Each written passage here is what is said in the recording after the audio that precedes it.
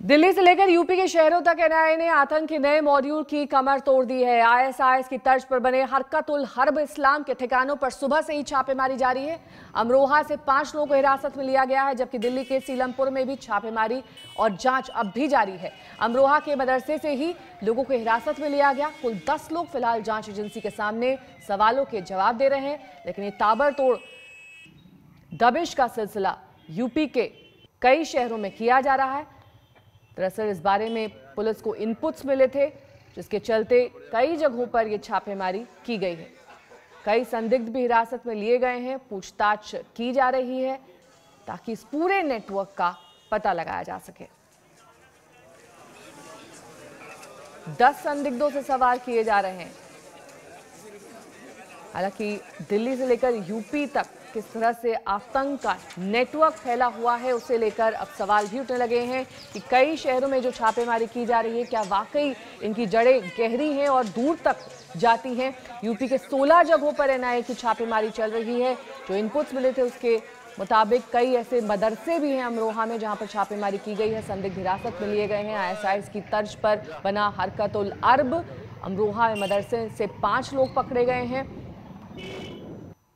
जो नया प्लान है आईसिस का, उस पर चोट करने की कवायद है। भारत में साजिश के आतंकवादी प्लान का पर्दाफाश करने की तैयारी चल रही है। वहीं 10 संदिग्धों से एनआईए की पूछताछ जारी है। जितेंद्र बहादुर सिंह हमारे संवाददाता तमाम जानकारी के साथ हमारे साथ जुड़ गए हैं। जितेंद्र, क्या जानकारी मिल रही है अब तक? पूछताछ में क्या कुछ निकलकर सामने आया है?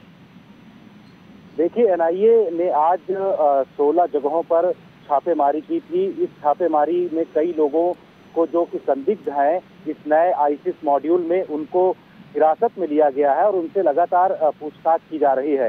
एनआईए सूत्रों के मुताबिक इस पूरे मॉड्यूल पर काफी दिनों से नजर रखी जा रही थी। जैसा कि हमारी एनआईए डीजी से बातचीत हुई है, उन्होंने कहा कि इस मॉड्यूल के बारे में विस्तृत जानकारी शाम को 4 बजे एनआईए की प्रेस कॉन्फ्रेंस में दिया जाएगा। लेकिन उससे पहले जो जानकारी है उसके मुताबिक काफी दिनों से इस मॉड्यूल को ट्रैक किया जा रहा था और इसके पास से कई ऐसे संदिग्ध सामान भी बरामद हुए हैं, जिसके आधार पर यह कहा जा सकता है कि किसी बड़ी साजिश को अंजाम देने की कोशिश इस मॉड्यूल की तरफ से की जा रही थी और इसके लिए बाकायदे ऑनलाइन रेडिकलाइजेशन भी इन हैं जो इससे जुड़े हुए हैं इनको किया जा रहा था। सूत्र भी बताते हैं कि कई ऐसे जो ऑनलाइन ग्रुप हैं जिसमें टेलीग्राम चैनल है और इसके अलावा जो दूसरे ग्रुप हैं, उनके जरिए इनको रेडिकलाइज करने की कोशिश बड़े स्तर पर की गई और उसके बाद ये लोग इस मॉड्यूल को बना करके भारत में खासतौर से कई जगहों पर इनकी ये तैयारी थी